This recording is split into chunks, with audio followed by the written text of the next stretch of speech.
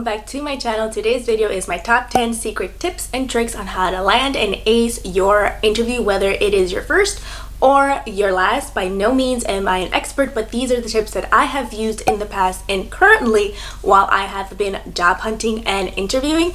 They have been a great source for me and I hope that they can be a resource for you as well. So without further ado, let's get started. The number one thing that I can think of right off the bat is confidence. Confidence is key and it will set the tone for the entire interviewing process, not only for this specific one that you are interviewing for, but for future ones as well. I feel like employers and interviewers can definitely look right through you, so if you don't have a good poker face, they can see that you are not confident in yourself, and that may not land you a second round of interviews, let alone a job offer. So definitely be confident. Do whatever it takes to make you feel comfortable in yourself and what you are saying, because when you are confident, things just flow better. It's much smoother. It shows that you are interested in the company, that you are excited about what they do and who they are, etc. So definitely be confident. I know that it can be a little bit nerve-wracking in general, and it can be harder for a lot of people who are shy and introverted. So if you have to practice, do so. If that's what it's going to take in order for you to feel comfortable, do it. I'm telling you, confidence is key and primordial when you are interviewing. Tip number 2 is research.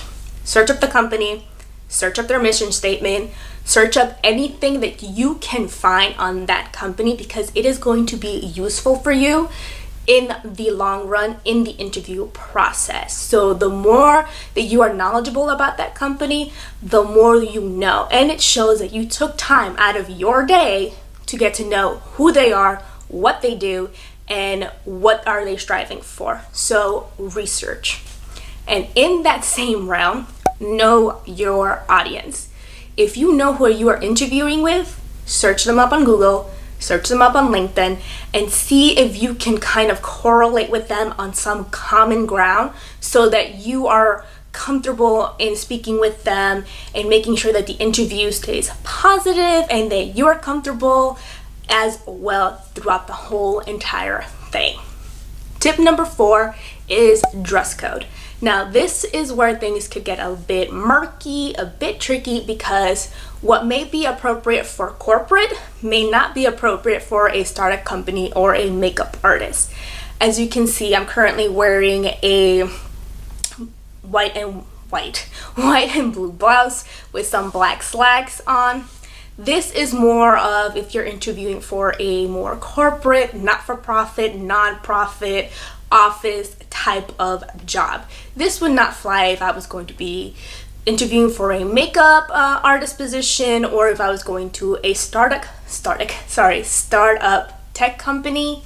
You have to know how to dress yourself and make sure that you are well groomed as well, that your hair is done nicely, that your nails are well taken care of, your makeup is at a minimum. You don't want to have any bright red lipstick on or any bright red colors, not just red, but any oranges, greens, or blues, or anything that is too outlandish. You do not want to have that in your interview process. It will distract the interviewer from what you are saying and who you are as a person. You want to keep everything very muted, kind of, very conservative, so that it's not a distracting point and they can focus on what you are saying as a person. Tip number 5 is update your resume. This is something that people tend to overlook 90% of the time because they are either in the same job position for X amount of years, or they don't think that it's quite frankly that important to update. But trust me, updating your resume gives it a whole new face, and it is vital in the hiring process, because sometimes employers and interviewers can see whether or not the resume was catered to them, or if it's just one carbon copy after another. So definitely update your resume and ask a friend or your parents to look it over. Have different pair of eyes look at it to see if they catch any mistakes on there.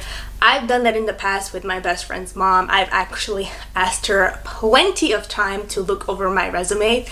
I am so happy that I have her because she's definitely caught a few things that would have been right off the bat taking me out of the hiring process. So I'm super thankful for that. So definitely update your resume and make sure that it is to the best of its abilities. Some things that I forgot to mention in the previous tips was, if you're going to take a handbag, keep it really simple. Something like this is more than enough. You don't want anything outlandish that is going to distract the interviewer from what you are saying. And secondly, you also want to be well versed in your resume. This is because employers will ask questions based off of it, and if you don't know the answer, then that could be a red flag for them. So keep those two things in mind. Number 6 is to be prepared for the typical interview questions. Guerra avisada no mata soldado.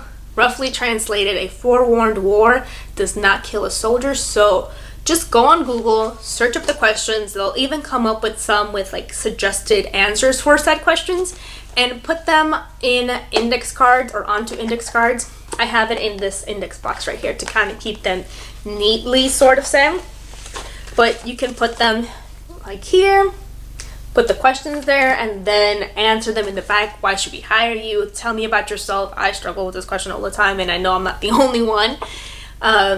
What makes you unique? What are your strengths? What are your weaknesses, etc.? Put them on here and practice, because the more that you practice, the more confident you're going to feel in answering these questions. And to be quite frank, this has been the key to my success. I've just practiced these questions until I can't anymore. And even if they don't ask the similar questions, at least you have something to go off of that you can answer that question and still feel confident that you kind of gave them an answer that they were looking for. Number 7 is to bring copies not only of your resume but of your reference list in a folder or envelope, portfolio, whatever you want to bring it into something that it's not going to crinkle it at all. And yes, you could have given these documents at the beginning when you were applying, but a lot could have transpired between then and your interview. So you definitely want to be prepared, because it shows, like I said, you are prepared and you're thinking ahead of the game. Number 8 is to ask your interviewers questions. I don't know how many people I know that don't ask their interviewers questions. It is vital that you do so, guys, because not only is the company interviewing you, but you are interviewing them as well to see if they are a good fit for you. Some of the questions that you can ask them is, what are some of the challenges that people have faced in this position? What do you love most about this position? Anything like that. Or you can even sometimes, if you're a little more ballsy, sort of say, like, ask what the pay is if it hasn't been discussed yet. I actually asked that for my first interview here down in Georgia, and that was actually where I was going with this bullet point.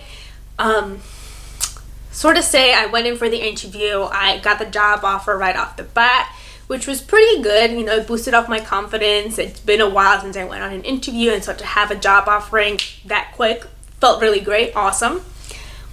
But the more I thought about it, the more I was like, I can't take this job for 4 reasons. One, the commute. It was about 40 to 50 minutes just one way. We are a military family, and I need to be that stable parent where if there's an emergency, I am close by. Like if my daughter gets sick, if she gets hurt, if for whatever reason the daycare closes early, I need to be in a close distance that I can get to my daughter.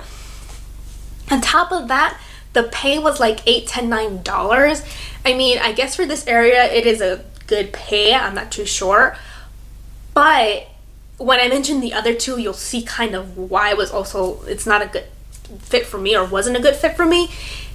All of that pay that I was going to get, my paycheck, was going to go to gas and daycare. So there defeats the purpose right there to have a job. If it's gonna go to these two things, I wasn't gonna have anything left over to pay bills or get groceries, etc. Number 3, it was a part-time job, so the pay was not that great, and then I was only gonna get, you know, part-time hours, and on top of that, it was seasonal. So by the time May rolled around, because it was for a tax company, I was going to be out of a job by the time May came around. So I was going to have to start applying and start the hiring process all over again in a matter of months. So it really wasn't a viable job offer for me, and that is okay if the job or the company doesn't fit you and your career goals, where you want to go, or it just doesn't work out for you. It is okay to say sorry, thank you for your time, but it's just not gonna work out. Number 9 is arrive on time. I don't know how many people I've heard that they have arrived late to their interviews, but that is the biggest no-no you could do. That just shows that you don't care for the job, you don't care for the company, and you really don't care for the person that you're wasting their time. If you arrive early, then you're really rushing that person that is going to interview you to attend to you. So they're gonna have to finish or gather up whatever they're doing and go and interview you because you got there early. So anywhere from 10 to 15 minutes is a good gauge to arrive to your interview. And last but certainly not least, please don't do this, highlight any negative traits about yourself. You always want to keep your interviews in a positive, upbeat tempo. You don't want to murk it up with anything that is negative, like no negative talk about your previous employer, your co-workers, your clients, anything like that. You don't want to do that. I'll give you guys an example of how you can turn a negative into a positive. I'm getting this right off my bat, so grammatically it might be a little off, but in the past, I've slightly struggled with public speaking, but I do really well speaking with a person one-on-one or building a rapport with a person one-on-one. What I've done in the past to combat this is that I have immersed myself into public speaking classes and presentations.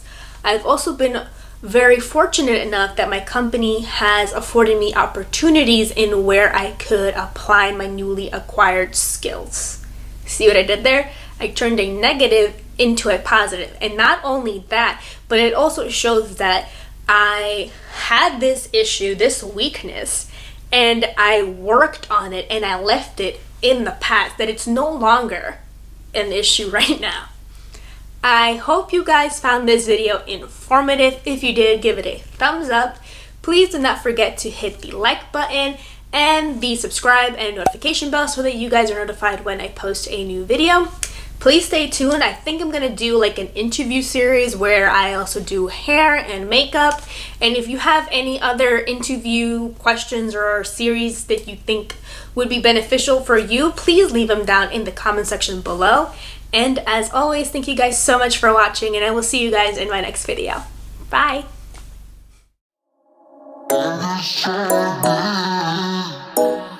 It's never matter.